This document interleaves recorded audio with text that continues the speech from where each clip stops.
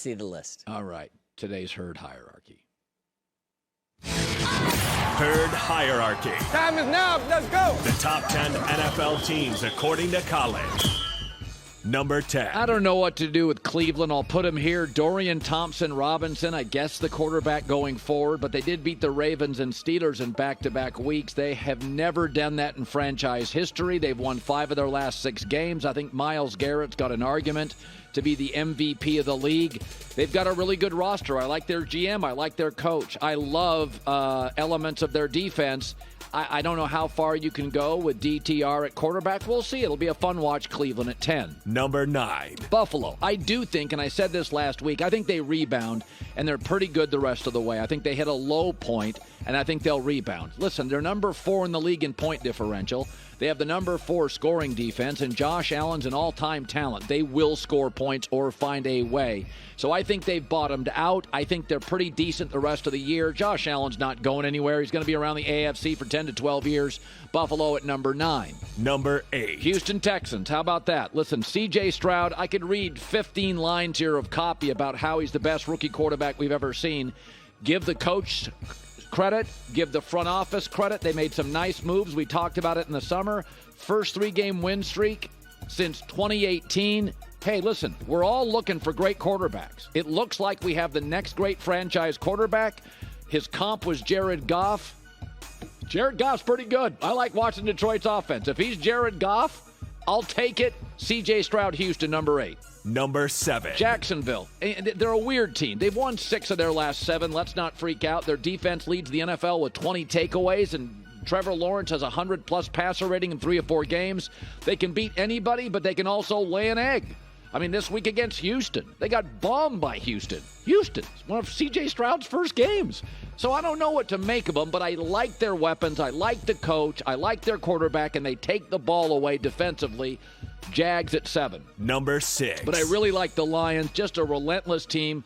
They've won 16 of their last 20 games. That's hard to do in this league. 7 straight divisional games. They are now Aaron Rodgers, Favre of the Packers. They're going to own their division. Their offensive line, dominating. PFF has it number 1. Their defense, man, have they made adjustments. This defense was nonsense last year. It's now it's one of the leaders in sacks. So it's not a great secondary. They're going to have to mostly win by scoring points. But I like the culture. I like the offense. I like their O-line. I have Detroit at 6. Number 5. 1 spot behind Dallas, where I think when they're rolling, they can sort of sledgehammer teams more than Detroit, because I think they're better on the back end defensively. They got 6 wins by 20-plus points. Dak Prescott, credit where credit's due. It's a lot of bad teams, but he's got 119 passer rating over the last 5 games. His accuracy's been stellar. He's healthy.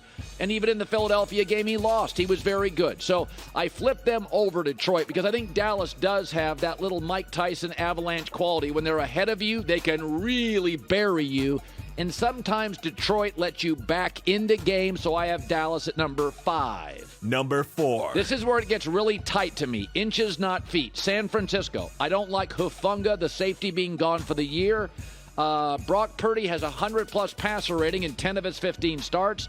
Yes, they have the best roster, but they're always missing somebody because of their physical style. So it's inches, not feet. I love their coach. I love their culture. San Francisco at 4. Number 3. I've loved Baltimore all year. Maybe I have them low.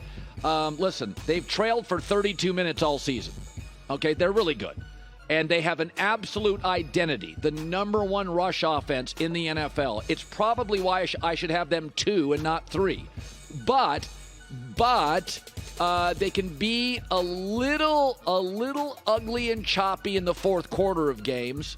The Charger game I'm fascinated to watch, but I have them at 3. I love virtually everything about them. Don't always seal up wins the way I'd like them to, but I have them at 3. Number 2. About 1 inch behind Kansas City.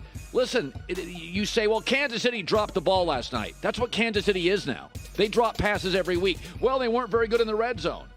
Well, they're tied for the most turnovers in the NFL this year in the red zone. It's what they do.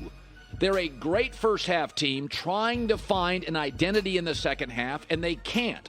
I put them ahead of Baltimore mostly because of Mahomes and Andy Reid finding ways creatively in like a playoff game to potentially find a way to win. But don't tell me, well, they didn't play well last night. Chiefs haven't scored a second-half point in 3 weeks. That's why we like Philadelphia. Number 1. And the Eagles. And don't tell me they didn't play well and got lucky.